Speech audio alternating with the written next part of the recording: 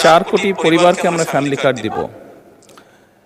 আমরা পর্যায়ক্রমিকভাবে সরকার এটা দেবে। পৃথিবীর কোনো সরকারের পক্ষেই একবারে এটি করা সম্ভব না। এই ডাটাগুলো কালেক্ট করতে হবে, কার কি অবস্থা, প্রত্যেকটা ফ্যামিলির ডাটা কালেক্ট করবে, পর্যায়ক্রমিকভাবে আমরা দিব। এবং প্রথম স্টেজে আমরা যারা ভালনারেবল ফ্যামিলি আমরা তাদেরকে এই কার্ডগুলো দিব।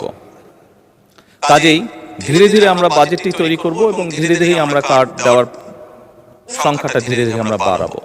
এবং সেজন্যই আমরা মনে করি আমাদের যে সব হিসাব নিকাশ করেছি আমরা, তাতে করে বাজেটের উপরে কোনো চাপ পড়ার তেমন কোনো কারণ নেই। এটি গেলে মাননীয় সংসদ সদস্য, আপনি যদি দেখেন এই মুহূর্তে যে কটি ধরনের ডিফারেন্ট কাইন্ডের এই ধরনের প্রোগ্রাম আছে, আপনি যদি সবগুলোর অর্থ সহযোগিতা অ্যাড করেন, দেখবেন যে ফ্যামিলি কার্ডে যেই 2,500 টাকা দেওয়া হচ্ছে সবগুলো অ্যাড করলে সেটার পরিমাণ না, অর্থাৎ ফ্যামিলি কার্ডে যেই সহযোগিতা দেওয়া হচ্ছে টাকার ভলিউমে সেটা সবচেয়ে বেশি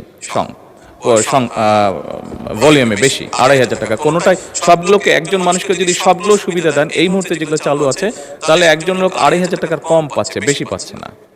এবং এর মধ্যে আমরা দেখেছি, এর মধ্যে রিসার্চ করে অনেকগুলো মানুষ আছে বা অনেকগুলো ব্যক্তি আছেন যারা এর উপরে রিপিটেশন হচ্ছে, যে একই সুবিধা কয়েকটি সুবিধা একজন ব্যক্তি পাচ্ছেন। তো সেগুলোকে আমরা কাট ডাউন করব, সবগুলোকে আমরা কাট ডাউন করব না, যেগুলো রিপিটেশন হচ্ছে সেগুলোকে আমরা কাট ডাউন করব।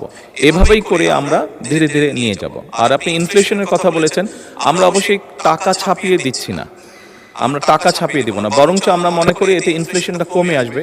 কারণ আপনি চিন্তা করুন, যখন সে 2,500 টাকা পাচ্ছে, এর মধ্যে নিশ্চয়ই যারা পেয়েছে আপনি দেখেছেন যে তাদের ভিডিওতে দেখেছেন তাদের রিয়াকশনগুলো, কি কি করবে তারা। কেউ বলেছে জামা কাপড় কিনবে, কেউ বলেছে বইয়ের বাচ্চার জন্য বই কিনবে, কেউ বলেছে ফ্যামিলির প্রয়োজনীয় জিনিস ক্রয় করবে। তার